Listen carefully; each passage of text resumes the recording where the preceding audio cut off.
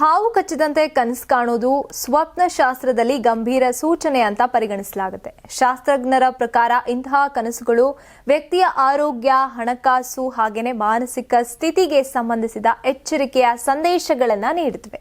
ವಿಶೇಷವಾಗಿ ರಾತ್ರಿ 12 ಗಂಟೆ ನಂತರ ಬರುವಂತಹ ಇಂಥ ಕನಸುಗಳು ಮುಂದಿನ ದಿನದ ಪರಿಣಾಮಗಳನ್ನು ಕೂಡ ಸೂಚಿಸಬಹುದು. ಈ ಕನಸು ಬಿದ್ದಾಗ ಅನಾರೋಗ್ಯದ ಲಕ್ಷಣಗಳು ತಲೆದೋರಬಹುದು. ಇನ್ನು ದೇಹದಲ್ಲಿ ನಿತ್ರಾಣ, ಆಲಸ್ಯ ಅಥವಾ ಕ್ರಿಯಾಶೀಲತೆ ಕಡಿಮೆ ಆಗುವಂತ ಸಾಧ್ಯತೆ ಇರುತ್ತೆ. ಹಾಗೇನೆ ಹಣಕಾಸಿನಲ್ಲಿ ನಷ್ಟ, ಕೆಲಸಗಳಲ್ಲಿ ವಿಳಂಬ ಅಥವಾ ಗುಪ್ತ ಶತ್ರುಗಳಿಂದ ಕಿರಿಕಿರಿ ಎದುರಾಗುವಂತ ಸಾಧ್ಯತೆಯನ್ನ ಸ್ವಪ್ನಶಾಸ್ತ್ರ ವಿವರಿಸುತ್ತೆ. ಆದರೆ ಈ ಫಲಗಳು ಎಲ್ರಿಗೂ ಕೂಡ ಒಂದೇ ರೀತಿಯಾಗಿ ಅನ್ವಯಿಸೋದಿಲ್ಲ.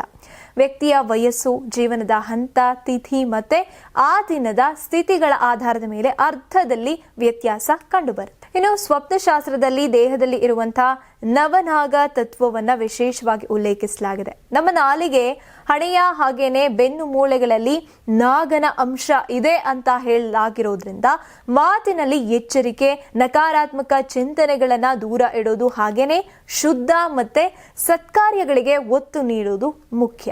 ಇನ್ನು ಬೆನ್ನು ಮೂಳೆಯಲ್ಲಿ ಇರುವಂತಹ ಚಕ್ರಗಳು ಸಮತೋಲನದಲ್ಲಿ ಇದ್ರೆ ಜೀವನದಲ್ಲಿ ಪ್ರಗತಿ, ಶಕ್ತಿ ಮತ್ತೆ ದೀರ್ಘಾಯುಷ್ಯ ದೊರಕುತ್ತೆ ಅನ್ನುವಂಥದ್ದು ಶಾಸ್ತ್ರಜ್ಞರ ವಿವರ. ಇನ್ನು ಇಂತಹ ಕನಸು ಬಿದ್ದಾಗ ಭಯ ಪಡುವಂತ ಅಗತ್ಯ ಇಲ್ಲ. ಮನಸ್ಸನ್ನ ಶಾಂತಗೊಳಿಸಿ ಧನಾತ್ಮಕ ಚಿಂತನೆಗೆ ಒತ್ತು ನೀಡೋದು ಅತ್ಯಂತ ಮುಖ್ಯ. ಸುಬ್ರಹ್ಮಣ್ಯ ದೇವರ ಆರಾಧನೆ ಜೊತೆಗೆ ನವನಾಗ ಸ್ತೋತ್ರ, ಅನಂತಂ ವಾಸುಕಿಂ ಶೇಷಂ ಇವನ್ನ ಪ್ರತಿದಿನ 21 ಸಲ 6 ದಿನಗಳ ಕಾಲ ಜಪಿಸೋದು ದೋಷ ನಿವಾರಣೆಗೆ ಸಹಾಯಕ ಅಂತ ಸ್ವಪ್ನಶಾಸ್ತ್ರ ಹೇಳುತ್ತೆ. ಎಲ್ಲವೂ ಕೂಡ ಭಗವಂತನ ಇಚ್ಛೆಯಂತೆ ನಡೆಯುತ್ತೆ ಅನ್ನುವಂತ ಭರವಸೆ ಮನಸ್ಸಿನಲ್ಲಿ ಇಟ್ಟುಕೊಂಡ್ರೆ ಆತ್ಮವಿಶ್ವಾಸ ಮತ್ತೆ ಶಾಂತಿ ದೊರಕುತ್ತೆ. ನೀವು ಸಣ್ಣ ಆಗ್ಬೇಕಲ್ವಾ? ಅದು ಒಂದು ಉತ್ತಮ ಆಹಾರದಿಂದ ಸಣ್ಣ ಆಗ್ಬೇಕಲ್ವಾ? ಪ್ರತಿದಿನ ನಮ್ಮ ಜೀನಿ ಸ್ಲಿಮ್ ನ ಯೂಸ್ ಮಾಡಿ ಯಾವುದೇ ಸೈಡ್ ಎಫೆಕ್ಟ್ ಇಲ್ದಂಗೆ ನೀವು ಸಣ್ಣ ಆಗ್ತೀರಾ.